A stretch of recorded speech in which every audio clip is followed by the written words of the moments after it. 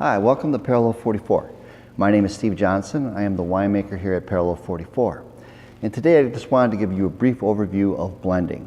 It's a very complicated process and involves a lot of different analyses, but this is just an overview of what is often considered when we try to blend wines. Now, blending is really part art, part science. The science component really kicks in during the growing season and during fermentation when acids, alcohol, pH, tannin are really at the forefront of what we're thinking about. But now as we get later into the season here, as we start thinking about bottling wines, I think about appropriate blends to give you the best representation of a particular year.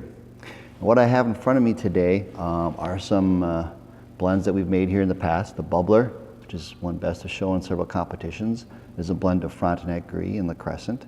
And we get over here to the Petite Pearl, which is won Best Red in several competitions, which is a blend of Petite Pearl and Marquette.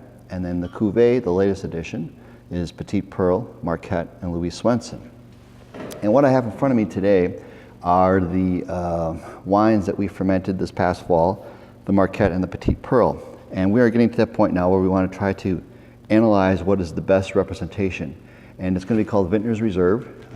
Obviously it hasn't been bottled yet, but I wanted to give you some elements that we think about when we do blend the wines. And the first thing to do is just to assess your building blocks for your wine. So this is the Marquette from this year. Here's the Petite Pearl. Now you kind of have an idea in advance of what you're going to get because you know the chemistries of these wines, but you won't know what the expression is until you really analyze it. And so using your senses, your sense of sight, smell, and taste are the core tools that I have at my disposal when it comes to the art of blending. So for instance, here's the Marquette.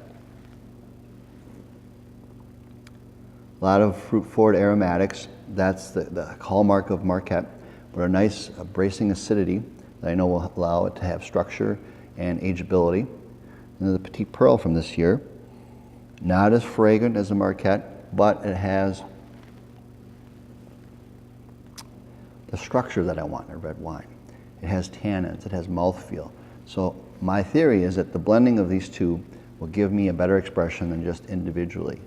So I'm going to kind of guesstimate as to where I think I need to go with this. My gut feel is maybe 75% Marquette, 25% Petite Pearl. I'll pour 75 milliliters in a 100 milliliter graduated cylinder so that I can keep my proportions accurate. So actually this is more like 80%, but we'll see what that turns out. Then we have 20% Petite Pearl. Then we will blend this together.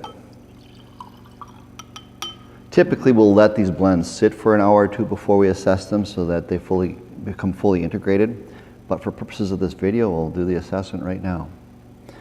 All right, so I like the color. It's got a deep richness, which I want to see in a red. The aromatics, I definitely can pick up the Marquette notes, but I do get a little bit of the dark fruit from the Petite Pearl.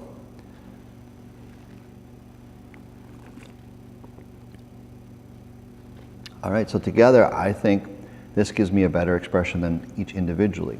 Some years that might not be the case, but this year, my gut feel was that a little bit more Marquette than Petite Pearl was going to be the best expression. So after I taste this, my confirmation is I think there. But what we really do in the end is we will have literally more than 50 glasses out sometimes. And I'll have my assistant winemaker and other people on staff to give me their assessment without knowing exactly what the blends are, which gives me another kind of point as to how to assess what will be the best representation of this year. So thank you very much and cheers.